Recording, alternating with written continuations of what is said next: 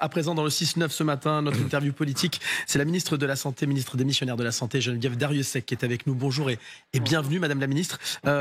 Mayotte, évidemment, la situation, on va beaucoup en parler avec vous ce matin. Le bilan dressé hier par le ministère de l'Intérieur, après ce communiqué, 22 morts, 1373 blessés. C'est un bilan provisoire, évidemment, Madame la ministre. Dans combien de temps nous pourrons avoir un bilan un peu plus affiné, selon vous ?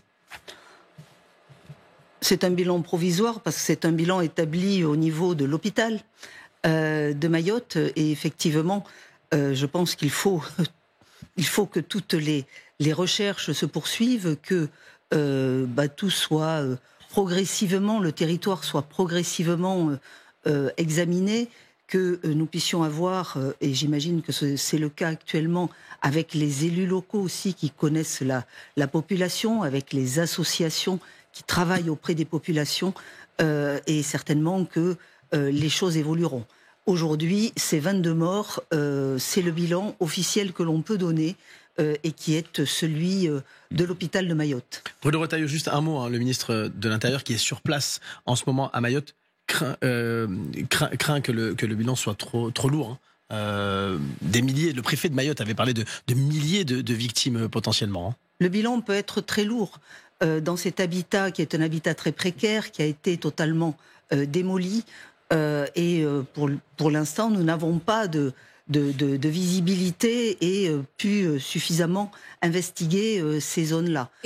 Et alors la Croix-Rouge parle de 200 disparus. Est-ce que vous en savez plus ? Nous n'en savons pas plus. Et vous savez que c'est une population musulmane qui, en plus, a des rites particuliers et qui enterrent les morts d'inhumation notamment. D'inhumation immédiate. Au bout de 24 heures. Ouais. Donc c'est vraiment une enquête qu'il faut mener actuellement auprès de la population pour savoir exactement. Pardon, je reprécise ma question. Il y aurait 200 membres de la Croix-Rouge. Alors, il y a beaucoup effectivement de personnes disparues dans la population, mais spécifiquement 200 membres de la Croix-Rouge qui ne répondent plus à l'appel. Est-ce que vous en avez su ? Nous avons également, par exemple, au niveau de l'ARS de Mayotte, oui. Nous avons également dans les équipes des personnes qui ne répondent pas. Alors, est-ce qu'elles ne répondent pas parce qu'elles n'ont pas de moyens téléphoniques, donc pas d'électricité pour recharger les téléphones? Est-ce qu'elles ne répondent pas pour d'autres raisons? Aujourd'hui, nous ne pouvons pas le dire. Question sur le centre hospitalier de Mayotte. Alors, effectivement, on ne sait pas quelle est la part des personnes qui sont en situation irrégulière dans ce grand bidonville de Kaweni. On pense que c'est significatif. L'hôpital de Mayotte, on dit que c'est la plus grande maternité de France. En fait, c'est une maternité étrangère. 75% des femmes qui y accouchent ne sont pas françaises. Est-ce que, pour vous, ministre de la Santé, après la crise, cette situation est durable? Écoutez, la situation de la maternité est liée à la situation de l'immigration, directement. C'est bien l'objet de ma question. Donc, est-ce que... je crois que le Premier ministre l'a dit, le ministre de l'Intérieur également l'a dit. Le sujet de l'immigration à Mayotte est un sujet depuis toujours et notamment ces dernières années avec des afflux massifs venant des Comores. Mais si on ne va pas régler ce sujet dans un cas aigu. La responsabilité du politique n'est pas de nous dire c'est un sujet. Tout le monde a compris que c'était un sujet. La responsabilité du politique, c'est de proposer des solutions.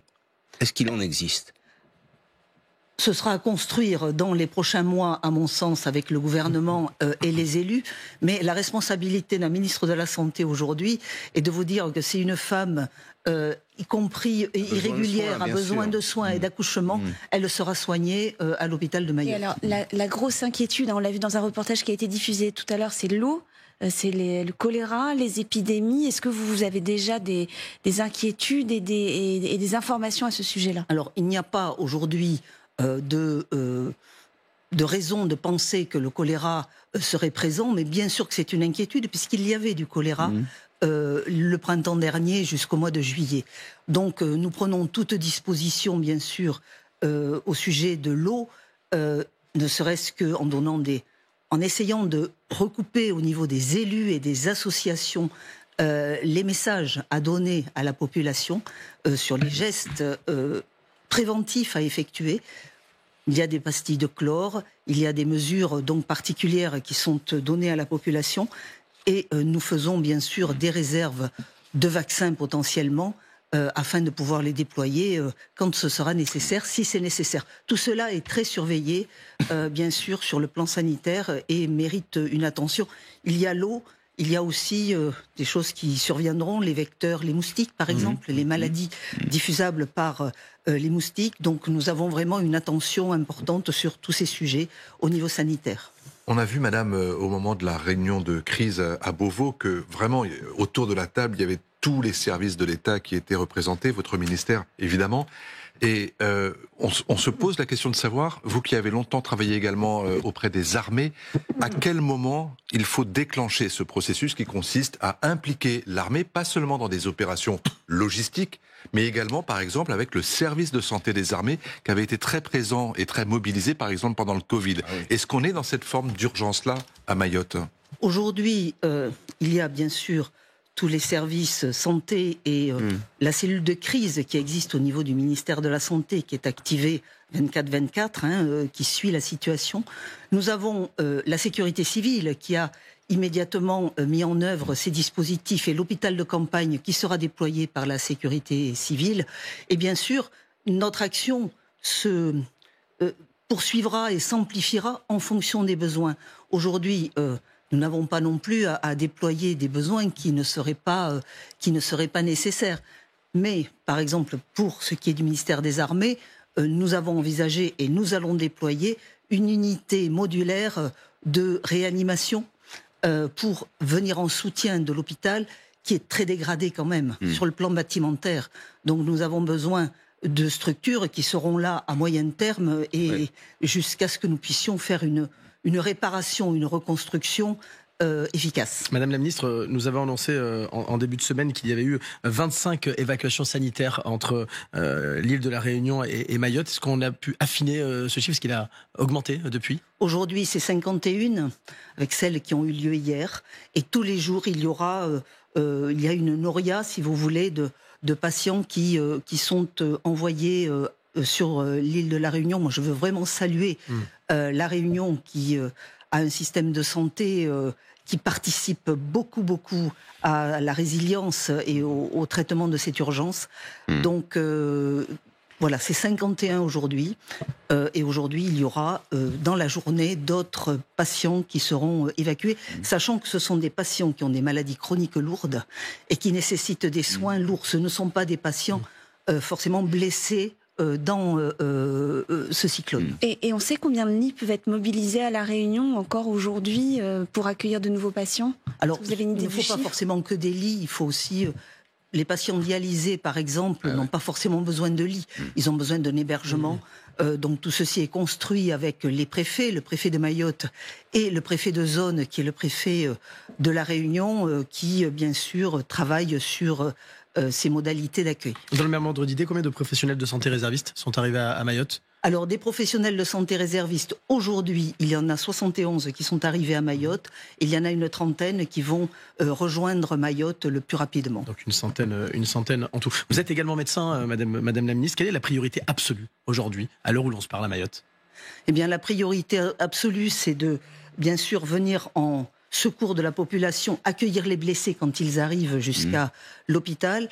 Et puis, c'est, je crois, avec toutes les forces de sécurité civile et de génie aussi, ceux qui déblaient, etc., de pouvoir repérer des blessés éventuels, des malades qui n'auraient pas, qui seraient en rupture de médicaments aussi. Ça, c'est quelque chose d'important.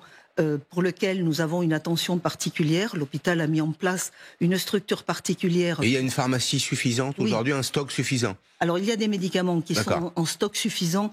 Le grossiste, dit grossiste répartiteur sur l'île, a des stocks qui n'ont pas été abîmés. Et nous avons envoyé d'autres stocks. Mais... D'accord, le risque épidémique, là, je reviens aux images qu'on a montrées ce matin. Dans la matinale, on a montré des images de gens qui, à Kaweni ou ailleurs, font la cuisine avec l'eau qui coule, qui s'écoule. L'eau du ruisseau. Des ruisseaux. Bon, vous imaginez, ça traverse des zones qui ont été habitées, il y a peut-être des cadavres, etc. Enfin, c'est un danger. Mais à quel moment on peut considérer qu'on sera hors de danger dans ce domaine, qu'on aura fait tout ce qu'on doit faire? Écoutez, quand nous aurons effectivement... Alors, Mais c'est une affaire de jours, de semaines. Il y a des envois, il y a des envois massifs d'eau et de nourriture. Et donc, ce qu'il nous faut, 20 tonnes par jour. C'est pouvoir distribuer cette eau de façon efficace. On a bien compris qu'une fois que ça arrive à l'aéroport, il faut pouvoir le distribuer. Et c'est les capacités à distribuer qui sont importantes. Donc, il faut que les routes soient déblayées, il faut que les véhicules puissent accéder. Et nous avons, moi je crois que c'est notre première urgence, c'est de pouvoir distribuer dans de bonnes conditions l'eau qui est envoyée afin que justement d'éviter cette utilisation. On n'avait jamais vu ça en fait. C'est une catastrophe qui est d'une ampleur qu'on n'arrivait pas à imaginer. C'est-à-dire que le territoire entier a été dévasté. C'est une catastrophe qui est difficilement imaginable, effectivement, avec une dévastation totale de l'île, y compris ce qui était en dur, qui a certaines zones ont résisté, mais mais avec des dégâts néanmoins.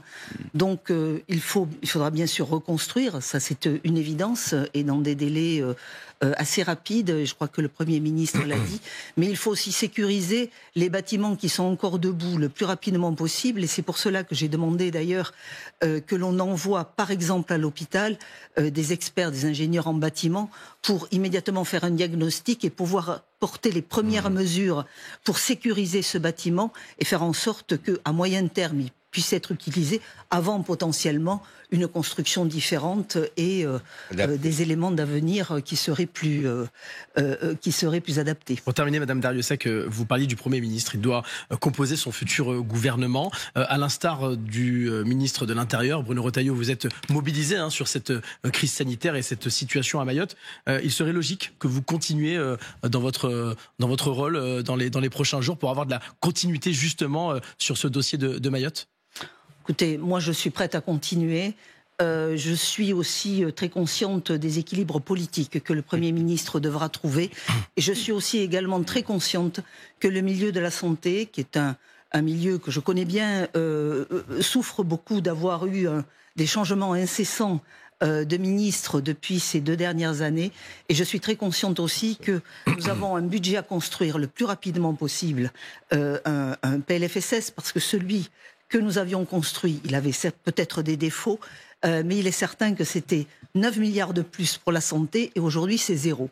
Donc nous avons vraiment besoin le plus vite possible de construire quelque chose, quelle que soit la personne qui sera là.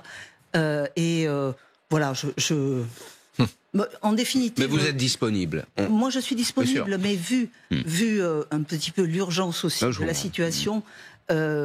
disponible. Mais vous êtes du MoDem. Ne veut pas dire indispensable. Est-ce que les membres du MoDem ne risquent pas de trinquer, si je puis dire, du fait qu'il y a un Premier ministre qui l'est lui-même? Écoutez, c'est possible. Moi, s'il vous plaît, moi, ce qui m'importe, c'est les Français, c'est la France. Donc il faut que ça fonctionne. Ma personne importe peu. Merci beaucoup, Geneviève Darrieussecq, d'être venue ce matin dans le 6-9 face aux experts.